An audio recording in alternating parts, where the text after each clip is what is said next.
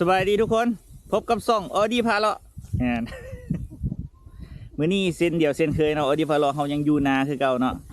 แต่มื้อนี้เฮาได้มานาอยู่ที่ดงบังเนาะมามัดเข้าซอยไม่เท่ามัดเข้าอันของนาไม่เท่าเนาะไม่เข้าซะเด้แม่เท่าส่งให้ตอนนี้เฮาหากะฮอดเนาะ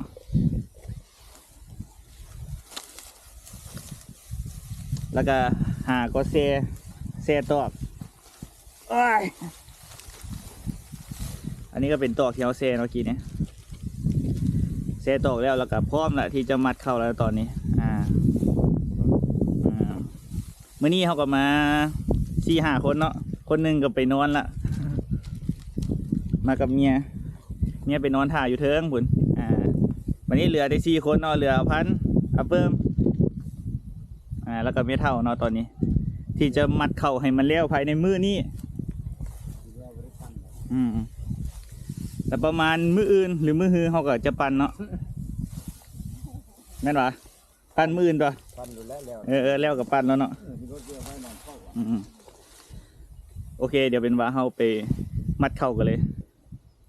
ก่อนที่ไปมัดเข่าเขาก็ถ่ายบรรยากาศให้เบิ้งเนาะหน้าดงบังแล้วก็หนองใหญ่ดงบังอาจจะประมาณเนาะวิวทิวทัศน์ถือว่าสวยงามเนาะอากาศเย็นดีช่วงนี้กำลังเริ่มหนาวเริ่มมีลมเมียงมาละตอนนี้ก็ลมพัดบ่อยเนาะตัวนี้ก็จะเป็นนาไฮหนึ่งแล้วก็ไฮที่2อยู่ฝากเบื้องนั้นเนาะเดี๋ยวเราจะเฮ็ดให้มันแล้วภายในมื้อนี้ทางกระเพิ่มเพิ่นก็เฮ็ดไปไกลเติบละทางนี้ก็อภันแล้วก็ไม่เท่าเนาะโอเคเดี๋ยวเขาไปซอยเพิ่นกันไป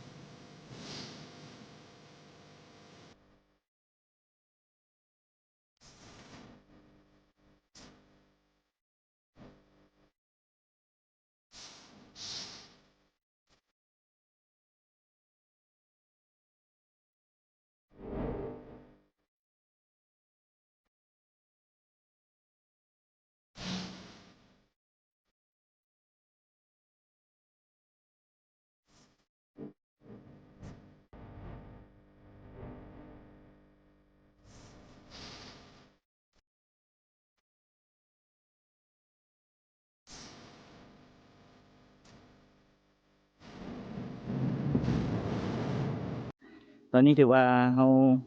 แล้วไปแล้วเนาะไฮหนึ่งเนี่ยหากมัดแล้วกินเนี่ย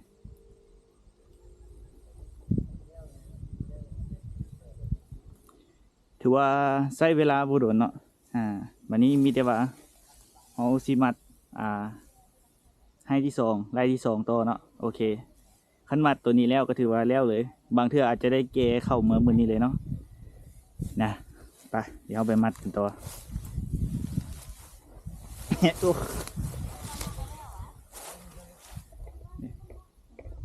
บรรยากาศตอนแรงชักสุดฮ่า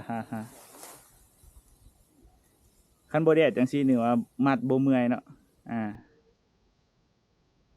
โอเคเดี๋ยวไปมัดกันต่อ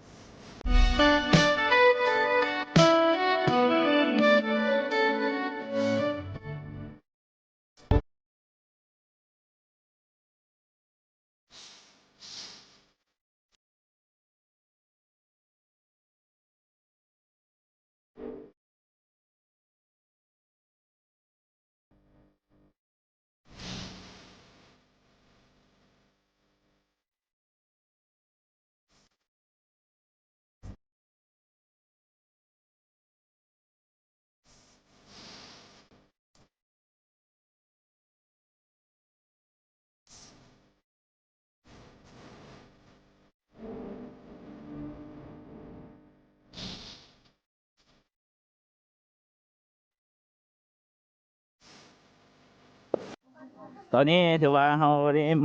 มัดเข้าแล้วล่ะเนาะตามแผนการที่วางไว้แม่นเขาจะมามัดไว้ซื้อเนาะแล้วมื้อหน้าจึงเอาไปปั้นนะแต่ว่าวันนี้มันมัดแล้วก่อนเนาะถือว่ามัดแล้วไว้กลัวขึ้นนะกลัวคาดการไว้วันนี้เขาก็เลยว่าจะเอาเข้าขึ้นรถแล้วก็แก้เมื่อปั่นอยู่แถวบ้านเนาะ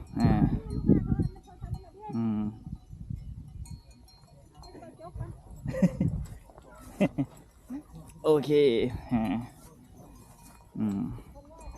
ก็เรียกเดี๋ยวโทรถามพวกเราเป็นที่ห้อยเนาะว่าปั่นเลยบ่หรือยังไงเดี๋ยวพวกเราก็ว่าตามใจเนาะแล้วไว้ก็ดีก็แล้วไว้มื้อหน้าเขาก็บ่ได้มาหลายเทื่อเห็นแล้วมื้อนี้แล้วก็แล้วมื้อนี้ก็เรียกว่าสิปันให้มันแล้วมื้อนี้แหละทุกคนเดี๋ยวไม่เท่าเพิ่นก็เห็นว่าเพิ่นย่างไปเกี่ยมเอาโจกมาละเพราะว่ามันจะมีคันนาบางบอนที่ว่ารถเขาบ่สามารถข้ามไปได้เนาะจะเอามาเสาะคันนาลงแล้วก็ขับรถไปแก้วฮอดบอนเฮามัดพุ่นเลยเนาะเพราะว่าดินอยู่ณจุดนี้เนาะตัวอยู่นาดงบังนี่มันแห้งแล้วนะมันแห้งเป็นดินแห้งดินแตกละก็คือมันบ่มีน้ำสามารถรถที่ว่าสามารถรถเป็นหุ่นไดเนาะตีนเกี้ยงธรรมดานี่สามารถลงไปได้นะโอเคตอนนี้เราก็พักผ่อนก่อนพักผ่อนกินน้ำจากบึดจากขาวท่ากะเกียมอย่างต่างๆให้ทางมันสะดวกแล้วก็ลงไปเก็บกันเลยเนาะท่านผู้ชม โอเคเดี๋ยวโอ้ขาดบ่ฮ้อนเนาะท่านผู้ชมตอนนี้ก็ถือว่าจักโมงแล้วอะเดี๋ยว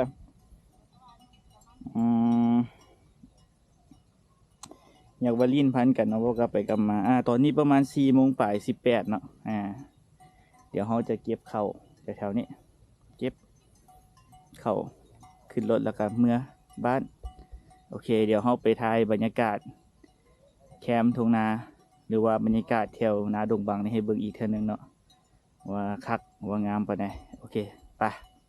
บรรยากาศโคตรดีเลยตอนแรงเลยเนี่ยตัวสิตกดินละเริ่มหนาวแล้วเด้เริ่มหนาวแล้วกันตะเวนตกดินไว้แดดกับโบอยากฮ้อนปานไหนเนาะต้องเป็นตอนสวยได้แท้จึงฮ้อนอันนี้ก็พันเนาะกินน้ำเป๊ปซี่พักผ่อนจากบึดจากข้าวเขาก็มาขึ้นมากินเบียร์ผัดว่าโอเคพักผ่อนกินน้ำจากบึดจากข้าวเราไปดำเนินการต่อขั้นนี้ไหนขั้นชีแกนะ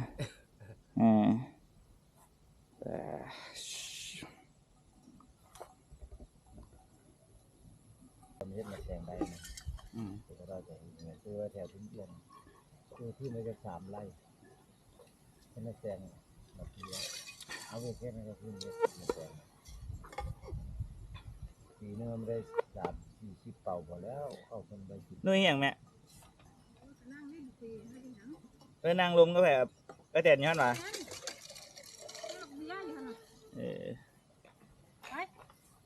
คุดบนแล้วพัน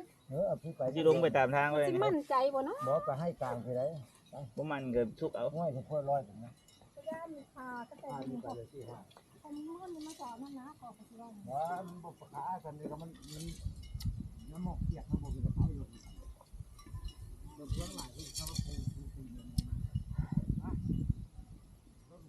ใส่รถได้นี่เอาน้ำมาไว้นี่ก่อนเนาะ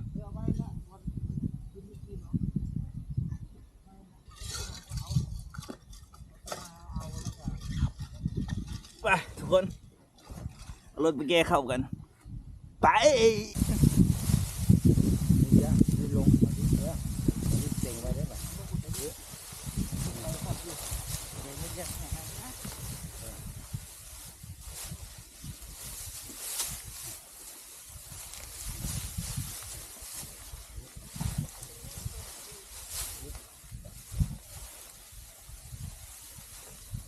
โอ้แม่อุ่นนี่ได้ที่ปลายยกมือลงไปยกมือวันนี้เว็บมีประตูจะเต็งใช่ไหมนี่ยกมือยกกระจายเอา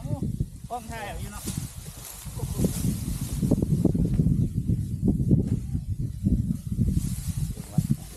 เขาจะน้อยอยู่ก็ได้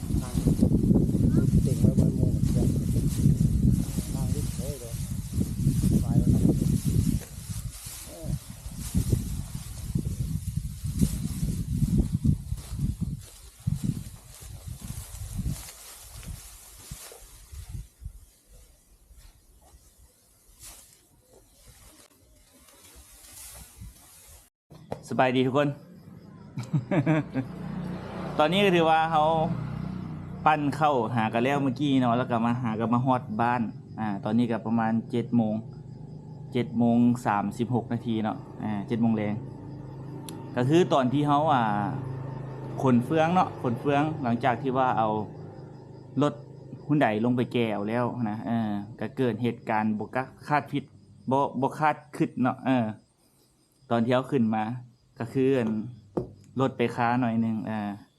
แต่ว่าตัวนั้นเขาก็เสียเวลาประมาณ15 นาทีเนาะแล้วเขาก็ผ่านมาได้แล้วก็ขี่รถมานำหนทางเนาะมาจากดงบังมาที่นาพอกแล้วมาเห็นรถปั่นเข้าเขาก็เลยแวะขอปั่นน้ำเพิ่นหรือว่าต่อคิวปั่นกับเพิ่นเนาะแล้วก็หาก็สำเร็จเมื่อกี้แล้วก็คือเขาสรุปแล้วเขาได้เข้าอยู่12เป่ากับอีกครึ่งนึงเนาะประมาณนั้นเนาะสำหรับที่ว่าสำหรับน้าของดงบังเนาะที่ว่าส่งให้จะได้เข้าประมาณนี้